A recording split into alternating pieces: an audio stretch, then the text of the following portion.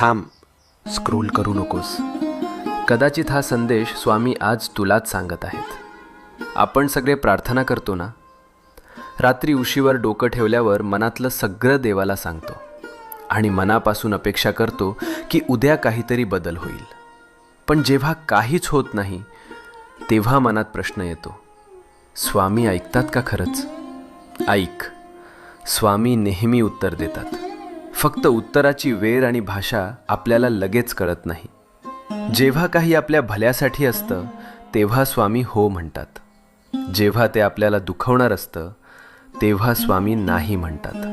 आणि जेव्हा आपल्याला अजून थोडं मजबूत व्हायचं असतं तेव्हा स्वामी शांतपणे म्हणतात, थांब, योग्य वेळी देतो. म्हणून हार मानू नको. तुझ्या प्रार्थनेचं उत्तर येतंय. फक्त थोडा विश्वास, थोडा धीर, मनात शांत